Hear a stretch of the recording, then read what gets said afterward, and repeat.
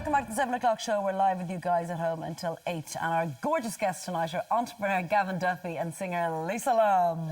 Yes, give them a round of applause, please. Come Thank on. you. Come on. They're very slow, this crowd. Very slow. Now we're also joined by the Laois man who is planning to be the first Irish person to visit every country in the world.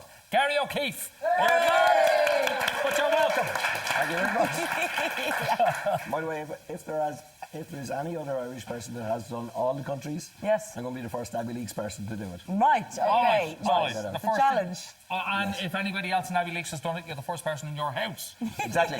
So we're really narrowing it down. I will not be beaten.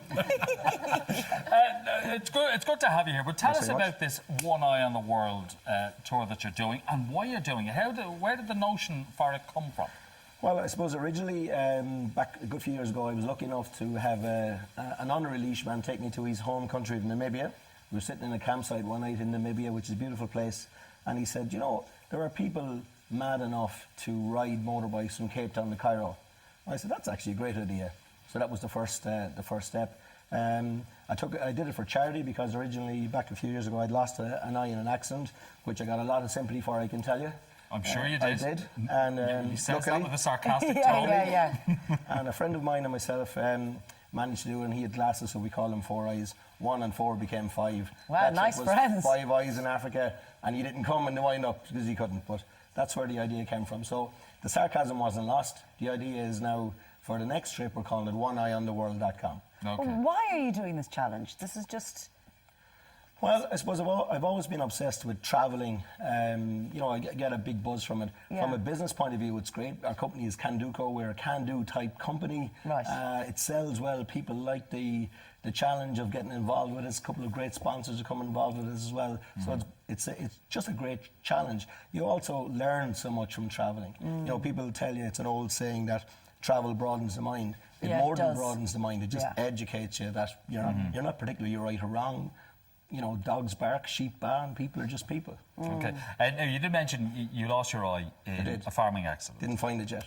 And you still haven't found it. Okay, but the search... Still haven't found one. I'm not going to stop looking. But being Irish, as we are, we have a tendency to make jokes out of people's ailments and afflictions. And your friends are no different. No, in fact, they're specialists. Yes, they're specialists at it. Yeah, I mean, a couple of great incidences which are leveler, and it's a great way to get around tragedy, I suppose. Yeah. But I remember one particular incident. I was out horse riding with a couple of guys, and I fell off the horse. And if you get a bad bang in the head, the eye is kind of concave, and it slides up. So it looks like you're looking up in the sky. Yeah. So I asked the guys, you know, is it okay? And he said, yeah, it's grand, it's perfect. Then we went to the pub, and obviously you're nodding at people and saying hello. And I said, Jesus, your man is a bit weird, isn't he? And, you know, nice mates. Very, very sound fellas, yeah. That was my cousin, actually, Mick. He's a great guy. Is Mick going to travel the world with you? Definitely not bringing him anywhere. No. By the way, when did you discover that the eye wasn't the way it should be? When I went to the toilet. Right. Looked in the mirror and said, geez, that was a bit mean. There was another poor unfortunate incident. The guy actually doesn't realise I know. But, you know, you don't bend down and blow your nose at the same time because it'll fall out. Right, okay. They tell you that. Okay. Lisa's face. Poor Lisa now is sneeze coming on. Just like false teeth. Can you just pop it back in? Yeah, slide it back in. Don't take it out now. Can if you like. But listen, do you know what I'd love to know is, you're running a business. Yeah. You're what you're going to ask me now, by the way. Yeah, I'd love to. Sneak. How does he get away with that? Because, so you must have a very understanding wife and family. Yes, because you're just going to head off and do a tour. Exactly. For how long? Yeah. How long will you be gone? 2 days, I think. As far as the gate. As far as Gum said, that's all I got to say about that. Tell the truth. Look at my wife Liz and my kids are exceptional team. My wife works in the business with me, so that's part of the secret. So there's nobody going to make a mess when so he's off swanning around the world, right? Meanwhile, back in Ireland. And she has looking after everything. Everything. Wow. Okay. Yeah. She's an exceptional woman. He's going to have to bring back an amazing present the next time. From every country. I always do. Okay. You've got 54 of them done. Correct. Out of the 196. So far. But there have been... 201 now, by the way. Wow. Sorry? It keeps changing. It's 201 countries now. Would they please stop doing this? Because this is going to make it harder. But you have had a few scary moments. Yeah, there has been. I mean, there has been some scary moments, but a few luckily enough, a few. I mean, there are some incidents. I mean, for example, Sudan is a tough place. Sudan is tough because it's physically tough. It's very hot. When you go there, you're pitting yourself against the elements. I was unlucky. I had a mechanical failure one day, which means my shock bust, on your motorbike. It's like sitting on a ping pong ball. Because you do this on a motorbike. Oh, sorry, yeah. The first lot of it has been done until now. I'm switching to a Jeep now. It's a bit safer. Okay. Yeah. But yeah, I mean, look, that was scary. I had a bad crash and, got into bad state. When you get dehydrated, the worst risk is dehydration. Yeah. You'll go without food for days. You won't go without water for days. So that's a bit of a risk. So, I mean, my friend had passed away, actually, Pat Coffey.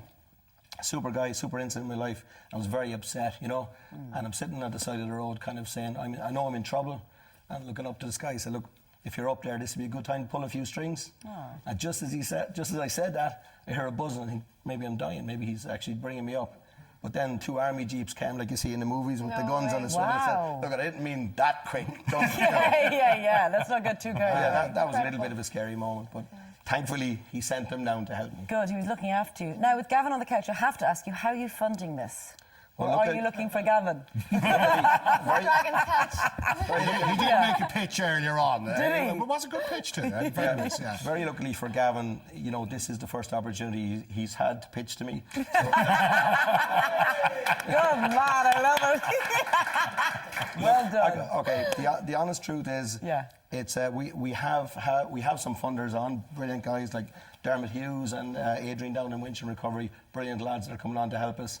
Gavin's input has been exceptional this evening, so he doesn't know that yet. Well, you see, the company he mentioned, in fairness, Canduco, is a very good. It works in the recruitment area, and I'm involved in recruitment as well, HRM. Right. So he doesn't know how involved he is yet. Yeah. But you know that feeling when you feel you're being reeled in. This happens all the time. This has been reeled in. You make your pitch, and we'll see how you get on. Yeah. I'm sure there's a lot of competition wanting to sponsor this, but well, if we could get in, Gary, we'd really. Well, look, here's the thing: if anybody wants to help, we can give them a week in sunny Senegal in the desert and rocks and sweat. Oh, I might help. I might help. I love that. Yeah, but it's generally self-funded with the Watch him. I feel an outside broadcast coming on for the 7 o'clock show.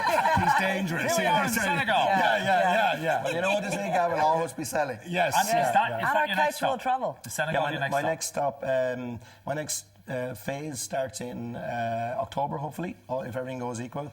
And I want to do the old Dakar rally route. It used to be the old Paris Dakar. We're heading to. I'm going to head to Senegal, hoping to nab a few mates to come along. So Dakar is in Senegal. That'll take in about 6 countries. We'll do it in a short phase because my wife, I know, is listening. So it'll be like 2 days, something like that. Okay. And then after that, then I'll park it over somewhere with some friendly native, and then I'm heading east towards Georgia, Azerbaijan, Armenia, Turkmenistan, where the gates of hell is. That'll be the next Wow, phase. Gates of hell is cool. good luck with everything. Thank you very much. Thanks for coming Great on. to meet you, sir. Yeah. So brave. And just remember, our couch will travel, so we will do an OB wherever you want. Well, look, think all he you was have to do is talk to Right, Gavin. she was joking. He was messing. Now, everyone, if you want to get in touch with any of our guests tonight, or if you've got a question for our vet later on the show, then here's how you can get in touch.